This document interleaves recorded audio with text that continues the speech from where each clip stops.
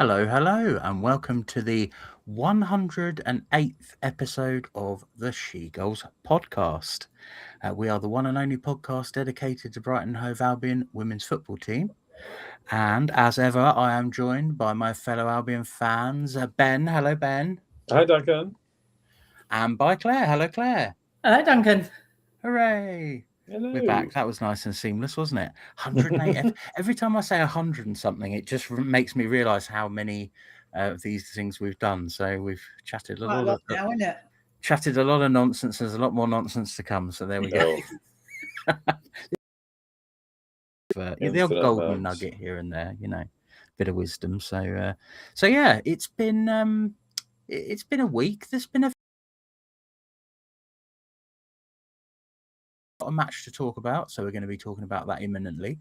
But we are going to start with some breaking news. Happened about, I think it was 4 or 5 hours ago, something like that. News started to trickle out, but essentially it is that Fuka Sonoda is going on loan to Crystal Palace for the season. So that is an interesting one. Which we can have a little chat about at the moment. But I'll start with you, if I may, Claire. What was your sort of initial reaction to Fuka going out on loan? Well, I mean, personally, a bit disappointed because I really like her. I think she's. I don't think she's ever not offered something when she's come on in a game. But obviously, she's a very young player, so I think this is probably the time, rather than just sitting on the bench waiting for your 5 minutes at the end of a game against Aston Villa, maybe you get a few games somewhere else. And I think the fact that it's another WSL team means hopefully that's experience that's actually valid for her coming back to Brighton, rather than, sitting on the bench somewhere at Bristol or some other place that never plays her. But yeah, I can't imagine she's not going to get game time because she is a good player. And fingers crossed she comes back at the end of the season and gets into our team because, I think she's got a lot to offer. Yeah, exactly. Yeah, I couldn't agree more with that. Ben, what was your sort of, when you saw it? Did you see Fuka in a Crystal Palace shirt? Was that the first thing you saw, or was it just a message come through? Yeah, well, I got the message and it was like, what? But yeah, I think kind of agree with Claire that it sort of, I think it will probably be another season of her being on the bench and playing. I mean, similar to Carla Camacho, to sitting on the bench playing a few minutes here and there at the end of games, or starting games like the one that the Arsenal game where we were kind of resting lots of other key players and things. And I think she is an exceptional player. I think we've seen some amazing things from her, but I think she needs minutes to develop that. And I think that it's very much like they're doing the proper loan thing, where we genuinely do rate her as a future talent, and we genuinely want her next season or whatever. So we want her to get more experience, more minutes. I mean, it's I think we kind of did sort of wonder, didn't we? Because they haven't put an enormous amount of content out from the Dutch camp and then obviously the trip to Barca, outside the actual Barca match and things. But there was a gallery and there was a video, and obviously we saw the Barca game live and things, and she was missing basically. So we did sort of speculate that maybe she was going to be the one that went out, because apart from anything else, she's not a homegrown player and that kind of thing. So it makes sense from that perspective. I mean, the Palace thing is interesting, obviously, because of the big inverted commas rivalry between the two men's teams. But I think, as you said earlier, it doesn't really exist in the women's game, and I wouldn't want to build it up, because I think it doesn't need it. I think I said to you earlier, the only way I want to view the two games against Palace in the WSL this year are that it's two games that we should win against a team that isn't as good as us. and any building it up any more than that just adds an extra bit of whatever, which puts more pressure on people. Probably helps anything. So I think there. I don't think their midfield is hugely stacked. Obviously, they've signed a few players and stuff, but I don't think they've got anyone that would necessarily stop her from playing entirely. So hopefully, she should get some good minutes. Yeah, I mean, some fantastic points there. I think I absolutely agree on the fact that there doesn't need to be any animosity towards like Crystal Palace. I mean, I do get the kind of lingering feeling that it's nice to get one over on them in a way, being a men's team fan, but you don't need to have that. It's not mutually exclusive. Like you can not have that and still want to win the game. And also I think obviously we have to sort of guard against it being anything more than that kind of thing of like, well, there are rivals in the men's game, so it's nice to get one over on them. But, because I do think for the most part, it probably helps the team that's the underdog to have the rivalry. That's played out over the years. So I think the men's Palace team does proportionately well against Brighton because of the edge to the game. It's always there's those lovely images of Solly March slow in front of the Palace fans and stuff, but there's a hell of a lot of other times when it's gone the other way when. So I think the needle and the edge and the rivalry and stuff kind of is to Palace's advantage. I think the bigger team than Brighton, but these days I think it gives Palace a bit of an edge. Yeah, I'd absolutely agree with that. For Fuka, I think obviously Crystal Palace are an up and coming team. I mean, they've sort of bounced back, haven't they, after 2 or 3 years. So I would say that they could probably do with some strengthening in their midfield, and I'd like to see Fuka getting games. Maybe a team that's going to get thrashed every week. So I think sometimes that can be detrimental to a player if you losing and losing and losing, you can get bad habits when you come back to your actual team, and you're kind of just conditioned and blah blah blah. So I think Palace are competitive enough where they'll give a few teams a tough go, but I do think get used by them. I'm not sure she would be a starter, but I think she could get Subway Cup games. She could get some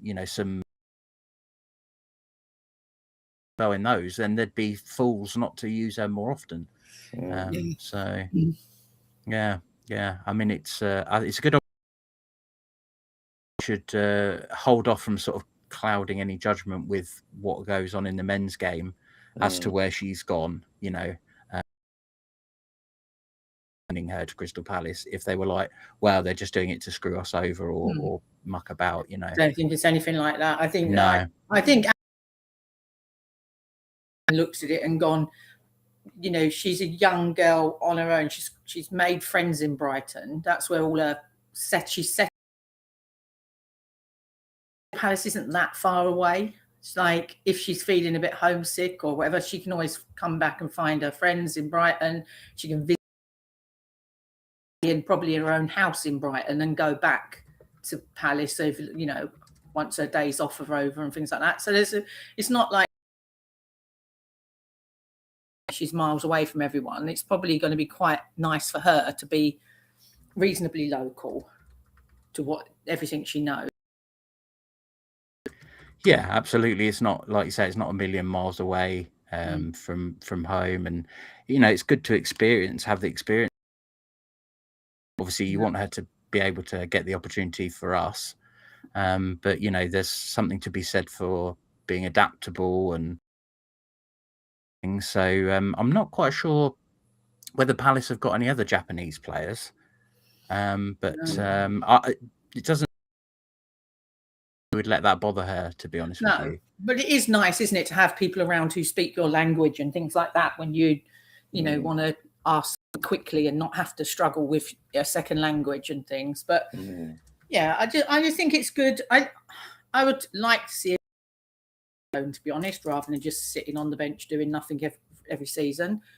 I think like Bex Rayner for a start, just here and there is probably not that good for her. I think it wouldn't hurt to go out on loan for a bit. So I don't know. I don't know why everybody in the nagging. I see you two perfectly, so I don't know. Yeah, I can see you guys all right. There's literally no issue on my end or your end. No, it's. But we will upload it afterwards. So if people are still having problems, then we'll let you know. I think sometimes with stream, like the connection to YouTube can sometimes be an issue if YouTube's having problems or whatever. So and also the weather is not. It looks a bit stormy coming. Yeah, so hopefully it will improve. If you're watching, if you're listening, it will probably all be fine anyway. Because as long as we can hear each other. Podcast, we can see each other and hear each other, so that's all. So we'll keep going, and worst case scenario, everyone will watch problem. So good. As far as I can tell, they don't have. Just looking at the Palace wiki page, they're not an enormous squad actually. Looking at this, if it's up to date, and obviously Justine Van Haven, one of their key midfielders, and she is currently 7 months pregnant. So yes, I was going to say, until at least Christmas, if not sort of Easter or something. Yeah, there's a midfield waiting for. That's something to look forward to. If Justine comes back, because obviously Justine Van Haven, is she taller than Caitlin Hayes? I'm not sure, but she's quite the tall person, and obviously Fuka is not. So I'd like to see.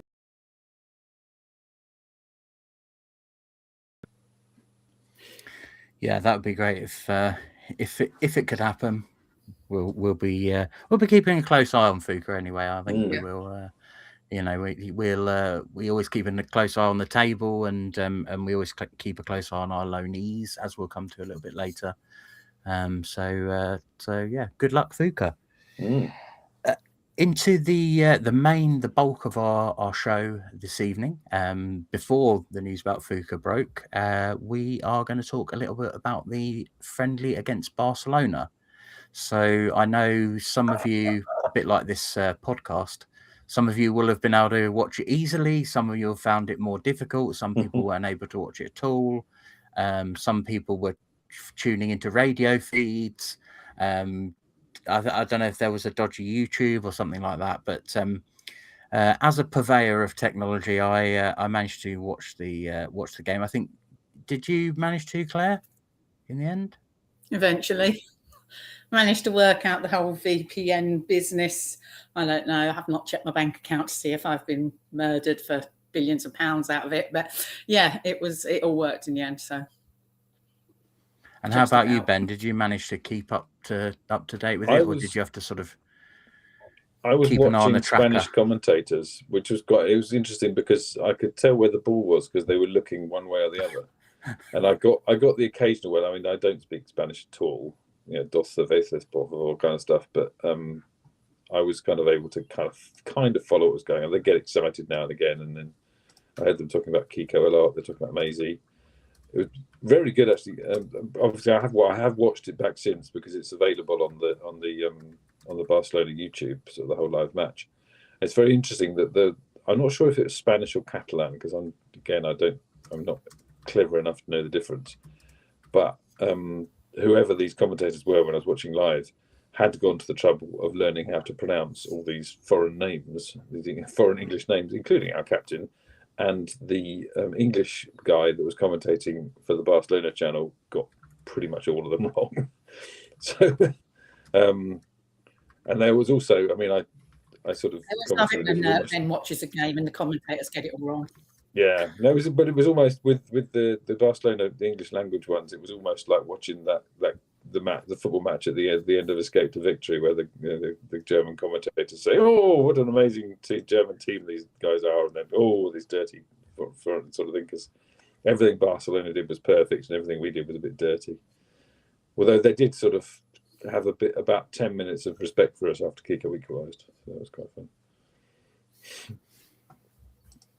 I'm wondering whether we might be best to keep that bit in and then restart, because it's getting quite laggy for me now.